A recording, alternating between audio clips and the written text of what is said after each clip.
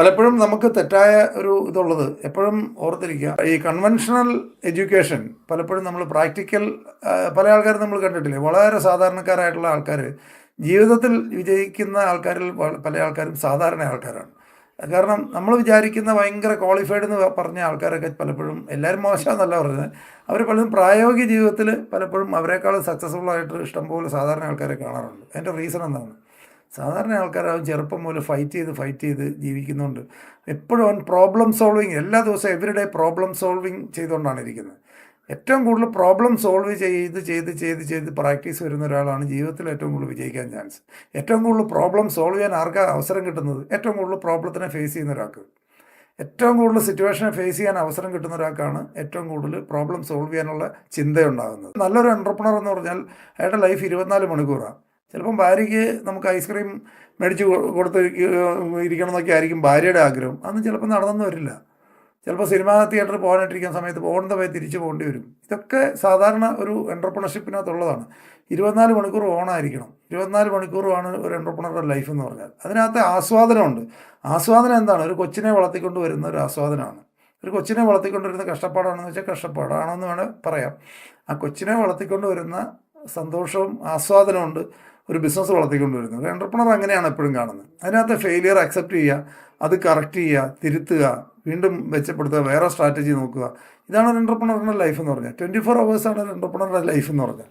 അതിനകത്ത് ആസ്വാദനമുണ്ട്. കാശ് മാത്രം ചിന്തിച്ചിട്ടല്ല അവരെല്ലാം വർക്ക് ചെയ്യുന്നത്. അതിനകത്തൊരു ഒരു പ്രൊജക്റ്റ് ഏറ്റെടുക്കുക, ആ പ്രൊജക്റ്റ് വിജയിപ്പിക്കാൻ വേണ്ടി സ്ട്രാറ്റജികൾ മാറ്റി നോക്കി ഇതിനകത്തൊക്കെ ഒരു ആസ്വാദനവും സന്തോഷവും ഒക്കെ ഉണ്ടാവും. അതാണ് ഒരു എൻ്റർപ്രണറുടെ ലൈഫ്. നിങ്ങൾ ശ്രദ്ധിച്ച് നോക്കുക, ഏറ്റവും കൂടുതൽ നിങ്ങൾ കോൺഫിഡൻസ് കൂടുന്ന 2 മേഖലയാണ് പൊതുവെ കാണാറുള്ളത്. ഒന്ന് പൊളിറ്റിക്സിൽ ലീഡേഴ്സിനെ നിങ്ങൾ നോക്കുക. 80 വയസ്സായ ആളും അടുത്ത ഇലക്ഷന് പ്രിപ്പയർ ചെയ്യുവാണ്.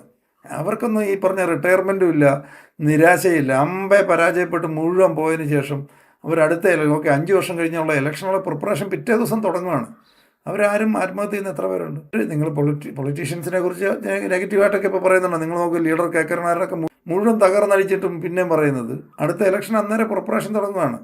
ഇതൊക്കെയാണ് നമ്മൾ കണ്ടുപിടിക്കേണ്ടത്. ഞാൻ എപ്പോഴും പറയാറുണ്ട്, സദയം സിനിമയിലൊക്കെ അതുപോലത്തെ ചില സിനിമകൾ തൂക്കിക്കൊല്ലാൻ വിധിച്ച ജയിലിൽ കിടക്കുന്ന പ്രതിയുടെ അവസ്ഥയിൽ ഇനി എന്നാണ് ഡേറ്റ് മാത്രം അറിഞ്ഞാൽ മതി എന്ന് പറഞ്ഞ് ജീവിക്കുന്നവരാണ് സാധാരണ ആൾക്കാർ കൂടുതൽ. ഡേറ്റ് മാത്രം അറിഞ്ഞാൽ മതി, ബാക്കി നമ്മൾ തയ്യാറായി റെഡിയായിട്ടിരിക്കുകയാണ്. ശിക്ഷയുടെ ഡേറ്റ് എന്നൊന്ന് മാത്രം അറിഞ്ഞാൽ മതി. നിങ്ങൾ നോക്കൂ, ഈ കേരള ഇവിടുത്തെ പൊളിറ്റിക്സ് ആണെങ്കിലും നാഷണൽ പൊളിറ്റിക്സ് ആണെങ്കിലും നോക്കൂ, അവരൊന്ന് റിട്ടയർ ചെയ്യാൻ, അവരോടൊന്ന് റിട്ടയർ ചെയ്യുമെന്നാണ് ബാക്കി ചെറുപ്പക്കാർ മുഴുവൻ പറയുന്നത്.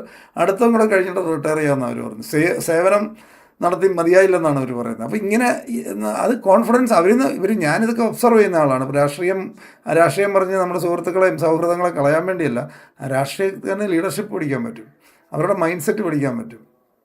പല ആൾക്കാരും അവരുടെ ജീവിതം എത്ര 80-84 വയസ്സായ ആൾക്കാർ ഇപ്പോഴും പറയുന്നത് അടുത്ത ഇലക്ഷൻ ഞാൻ ഇന്നടത്താണ് നിൽക്കുന്നത്. പറയുന്ന പറഞ്ഞാൽ ആലോചിച്ച് നോക്കിയേ, നിങ്ങളുടെ വീട്ടിലും നമ്മുടെ വീട്ടിലൊക്കെ 84 വയസ്സായ ആൾക്കാരുണ്ടാവും. അവരുടെ അവസ്ഥയൊന്ന് ആലോചിച്ച് നോക്കി, ഇവരുടെ അവസ്ഥയൊന്ന് ആലോചിച്ച്, എന്താ ഡിഫറൻസ്? ഇത് തന്നെയാണ് എൻ്റർപ്രണേഴ്സിന് അവർക്ക് റിട്ടയർമെൻറ്റ് ഇല്ല.